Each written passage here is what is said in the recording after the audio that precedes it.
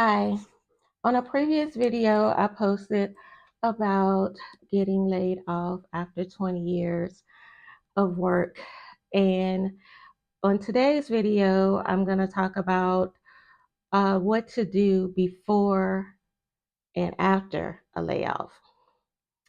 And I know it's not a lot you can do before a layoff, but you can do some things proactively. Of course, most people don't know that, you're going to get laid off for whatever reason. So, but you can do some things proactively to prepare for something if something was to happen. And so, the first thing, so it's a before, it's the day of it happening, and then it's the aftermath. So we're going to go over some of the things that I came up with that I've done to maybe help someone else. And it's kind of like a checklist of things because it's a lot. When you get laid off, there's a lot of things that you have to do, and it's just overwhelming. So I just thought I would cover it. And I would love to get some feedback on some of the research that you've done for some of these things that I'm going to talk about. So first up, the before. So proactively, you can start saving money. Put money into your savings account. Try to have 3 months. In this economy, I would say 6 months. The way the job market is, I would say 6 months at 3 to 6 months. If you can put more in, then that's great. But at least 3 months worth of living expenses to pay your bills. Um, because unemployment a lot of times don't pay your mortgage or let's say rent or um, car note these days. May pay other smaller bills. So I would say like 3 to 6 months, and if you can do more because the economy is not good and there are way too many people out of work fighting for the same one job. Um, and then the second thing to do is try to keep a journal or some type of diary of the good things that you've done at work, like project completions, what projects you've worked on and completed, what certifications you've gotten at that job, um, any goals that you've met. These type things, if you notate them, and especially if you've been at a job for a long period of time, you might forget about them. But if you start notating them, if something was to happen and you needed to update your resume, those will be some good items to put on your resume. So those are the two things that come to mind um, when I say proactively, in case something was to happen. So let's get to the day of.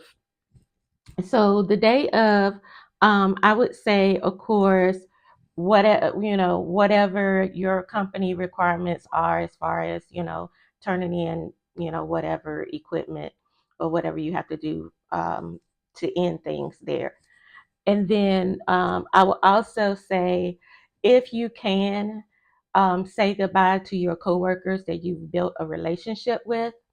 You want to maintain those relationships. Some of them have turned into friendships, and you will maintain them after that company. So I would say make sure that if you can, to let them know what has happened. They can be a reference for you. They can keep their ear to the ground in the industry that you're in, and let you know if another company is hiring. Um, all of that. They can be a support system for you if they're really good friends or coworkers. So I would say that.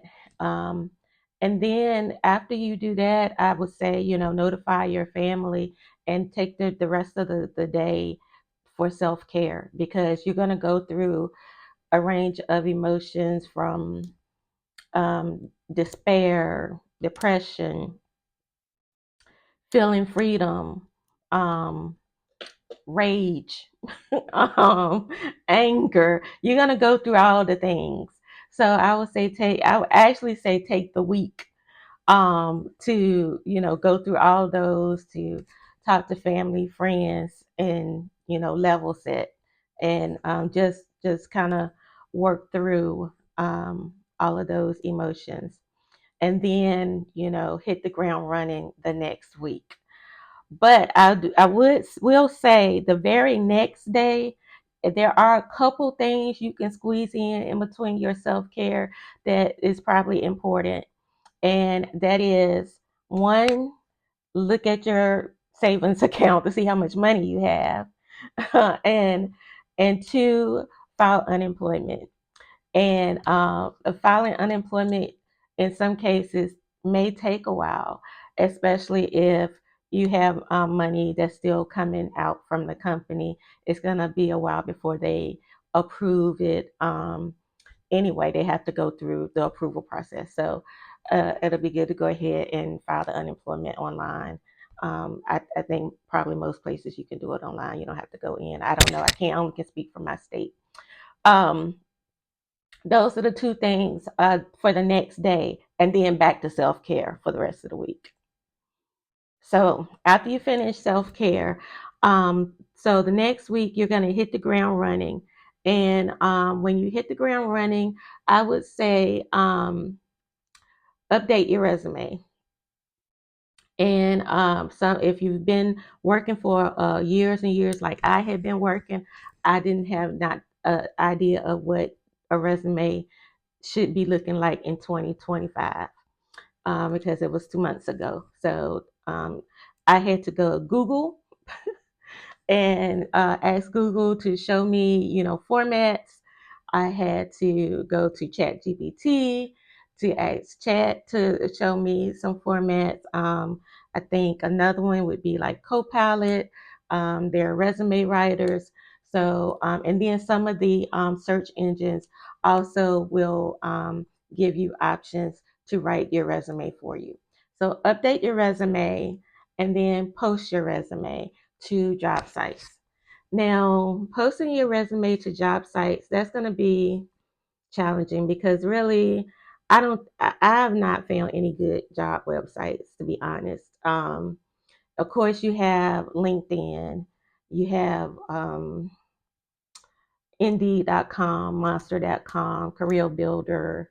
Um, but with so many people unemployed right now, I just don't think they're great websites. Like you can apply 100 times. And I mean, when you look at a job, you can see people have clicked to apply 100 times or more. So, and those recruiters are not going to necessarily go through the number of resumes that they're going to get. So, I really don't have a good grasp on a good job site.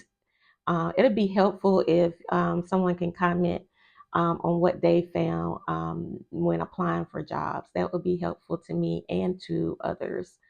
Um, of course, now if you want to do freelance work, I did find that Upwork.com is one, and Contra.com and Ballet.com are some sites if you want to do freelance work, virtual assistant type work. Then you can post on those sites. So but I know that there are some AI sites where AI will submit the resume for you, find the fit, and submit for you. But I think most of those cost money. If someone has found one that does not cost money, if you could put it in the comments, that would be helpful. And I'll be glad to, on the next video, do a recap on the suggestions that I've found, because we want to share here. Sharing is caring. So we want to share what we found to help somebody else. Um, the next thing you need to do is consolidate debt. So if you have high debt, I would recommend finding a loan or a credit card with 0% interest rate, at least for 18 months. Um, I think that's helpful. That's just my personal advice, is to consolidate debt. Um, Another item on your list to do is to cancel any unnecessary subscriptions to things that you're getting monthly that you have to pay for. Um, if it's a luxury, you don't need it right now. So I would cancel that, and just, you can start it back up when you get a job, but cancel it. Um, Determine how much Cobra insurance is going to be. Sometimes your HR people will tell you what that's going to be. I know sometimes it takes a while to actually get the Cobra information in the mail, depending on what your end date of insurance is. So if they give you an idea of how much it's going to cost, and let me tell you, I see why people don't have insurance right now, because Cobra is insanely high.